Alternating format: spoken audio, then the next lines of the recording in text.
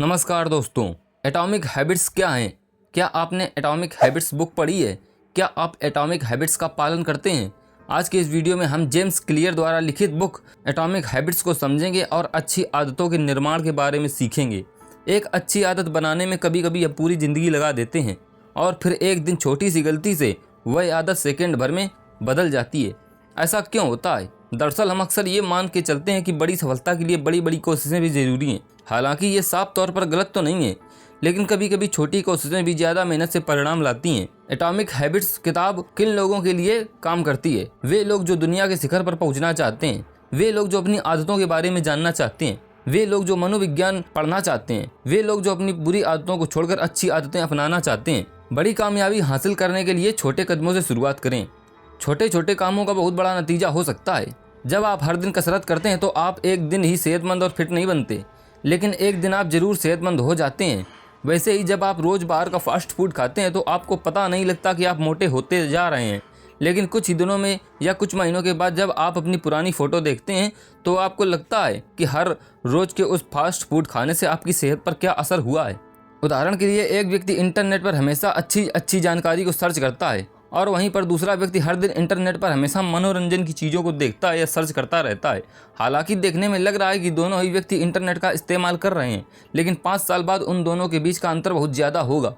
इसलिए अगर आप लंबे समय तक कामयाब और सेहतमंद रहना चाहते हैं तो आपको उन कामों को पहचानना होगा जो आपको आगे लेकर जा रहा है, और उसके साथ ये भी देखना होगा कि वो काम करना अच्छा है या बुरा, और इसके बाद फैसला करना है कि वो काम हर रोज़ आपको करना चाहिए कि नहीं।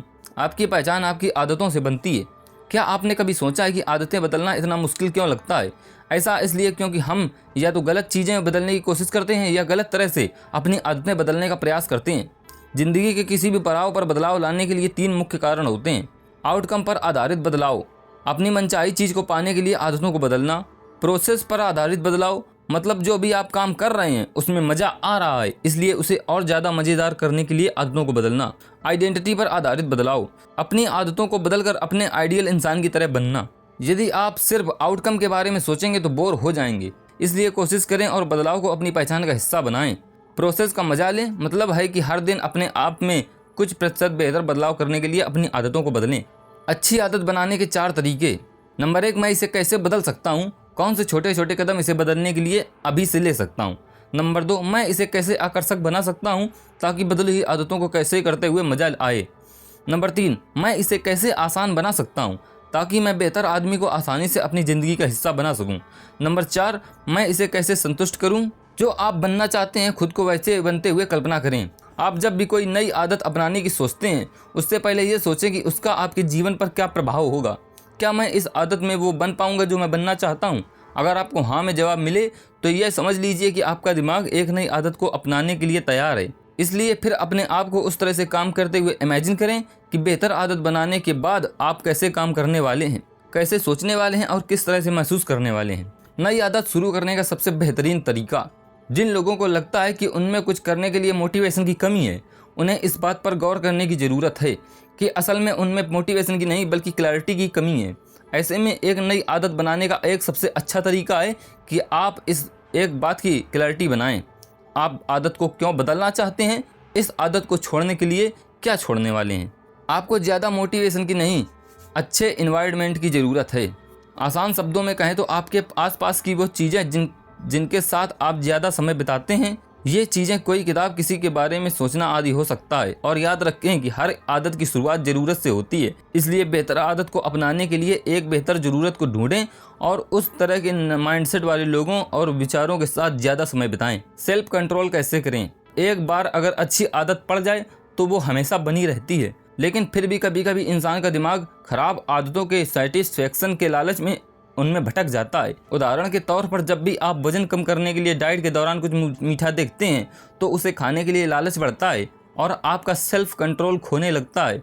और ऐसे में कुछ लोग तो हार कर अपनी डाइट भी त्याग देते हैं, जिससे वह दोबारा खराब आदतों या यूँ कहें खराब जीवन शैली में पहुँच जाते हैं। आदतों को आदत कैसे डालें? आदतों की आदत डालने का मतलब है कि अपने लक्ष्यों को हासिल करने के लिए बेहतर आदतों को अपनाने और ख़राब आदतों के छोड़ने की आदत बनाना। इसके लिए हमेशा अपनी नज़र अपने लक्ष्य पर रखें। ये सोचें कि आज मैं इस आदत को पूरी तरह अपना लूँ तो कल मुझे इसका क्या फ़ायदा होगा।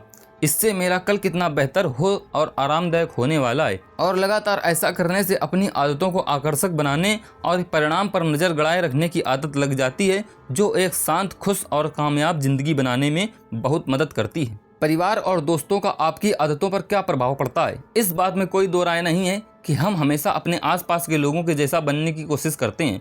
और कामयाब लोगों का यह मशहूर कोट है कि आप उन 5 लोगों के औसत होते हैं जिनके साथ आप ज़्यादा समय बिताते हैं। आपकी आय, स्वास्थ्य, सम्मान और सोचने का तरीका लगभग उन 5 लोगों का एवरेज होता है।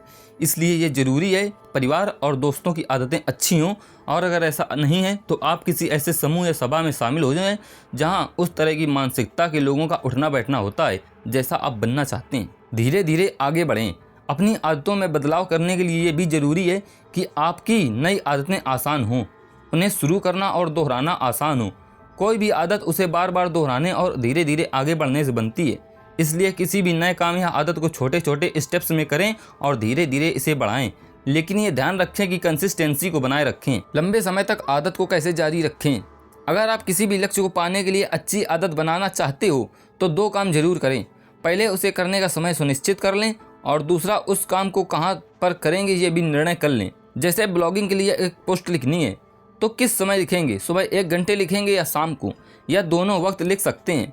यह सब तय कर लें, इससे आपका दिमाग सक्रिय हो जाएगा। फिर ये भी सोच लें कि किस कमरे में कहाँ पर बैठकर लिखेंगे, तो समय और जगह सुनिश्चित करना बहुत ज़रूरी होता है। कम मेहनत और ज़्यादा से ज़्यादा परिणाम। ये सुनने में कितना अच्छा लगता है ना। वास्तव में ये सच भी है, क्योंकि सच में हमारा दिमाग भी ऐसे ही काम करता है। इसे भी किसी काम को करने के लिए शुरुआत में कम मेहनत वाला रास्ता चुनना पसंद आता है। ऐसा काम जो कम से कम मेहनत और कम से कम समय में हो जाए। इसलिए अपने दिमाग को बेहतर काम करवाने के लिए, बेहतर नतीजे हासिल करने के लिए उसे खुश रखें और उसकी सुनें। मतलब वो काम करें जो आप शांत दिमाग से कर सकें। ध्यान रखें कि शुरुआत में किसी काम को करने के लिए दिमाग पर दबाव ना डालें, बस शांत दिमाग से उसे रोज़ थोड़ा थोड़ा करें। और जब ये काम कुछ दिनों तक लगातार होगा तो दिमाग उस आदत को बेहतरीन तरीके से करने का रास्ते अपने आप ढूंढ देगा। आपको ज़रूरत होगी तो बस इतना करने की बेहतरीन आदत या काम को रोज़ और लगातार करें। तो ये हैं आदतों के बारे में जानकारी और बेहतर आदतें बनाने के तरीके। हमें उम्मीद है कि आपने कई ज़रूरी बातें सीखी होंगी। अब इन्हें अपनी ज़िंदगी में अपनाएं और ख़राब आदतों, वैसी आदतें जो ज़िंदगी की वास्तविक खुशी में कोई ख़ास मायने नहीं रखती, बस कुछ पल की संतुष्टि देती हैं, बेहतर और अच्छी आदतों से बदल दें। ऐसी आदतें जो आपको सच में खुशी, शांति और कामयाबी दें और उसी दिशा में टॉप तक ले जाएं। उम्मीद करता हूं कि आज की ये वीडियो आपको पसंद आई होगी। अगर वीडियो पसंद आई हो तो लाइक करें और चैनल को सब्सक्राइब करना ना भूलें। हमारे साथ जुड़े रहने के लिए, वीडियो को लास्ट तक देखने के लिए आप सभी का हृदय की गहराई से प्रेम पूर्वक धन्यवाद।